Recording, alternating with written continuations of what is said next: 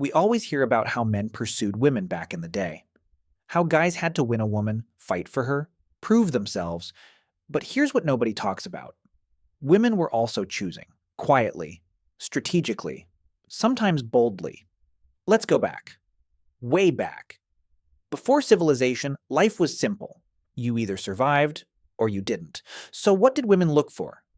Resources, protection, ability to provide. Could he hunt? Was he respected in the group? It wasn't just about muscles. It was about who other men followed. If a man was lazy, useless, or dangerous, women left. Even back then, pair bonding was real, but so was leaving a bad pair. Fast forward to ancient Egypt. Women here could own property, run businesses, even divorce. Egyptian women valued stability, yes, but also genuine connection.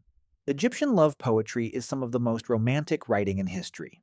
Women wrote about longing for specific men, their laugh, their eyes.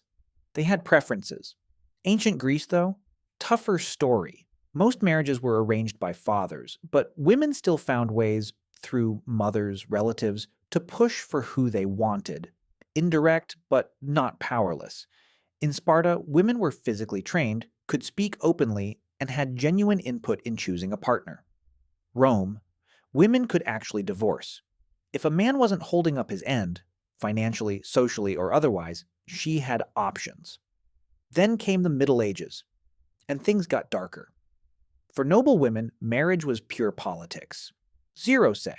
But common women, farmers, merchants, village girls, had slightly more freedom in practice. Women paid close attention to a man's reputation for fairness. A man known for mistreating people was considered a bad prospect.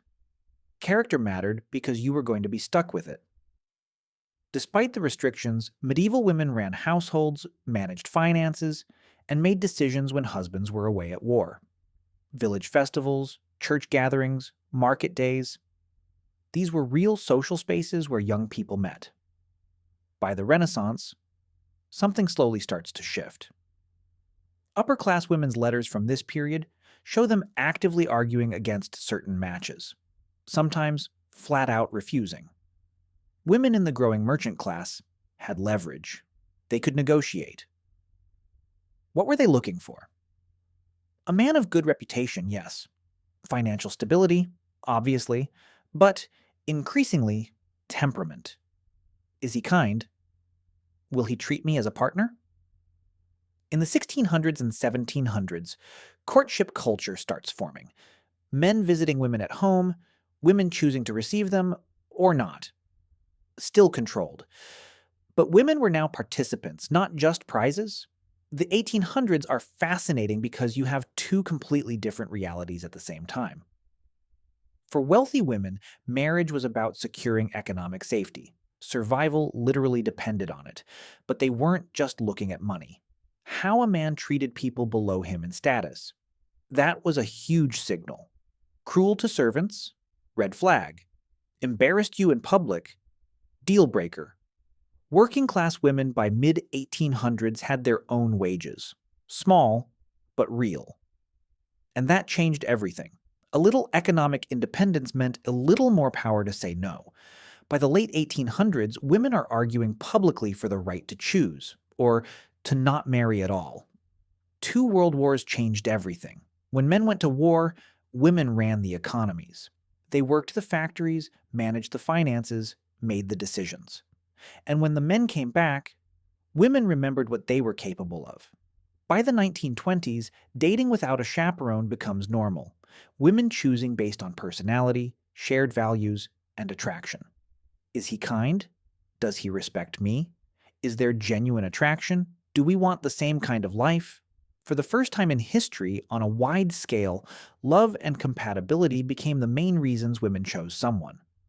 So here's the thing. Across every single era, prehistoric camps, Egyptian households, medieval villages, Victorian parlors, women were always evaluating, always choosing, even when the world tried to take that away. The freedom changed. The criteria changed. But the act of choosing never stopped. And the traits women valued most, capability, character, respect, reliability, honestly haven't changed much at all. Wild how some things stay the same. Subscribe if you're new, and drop in the comments which era surprised you the most. See you in the next one.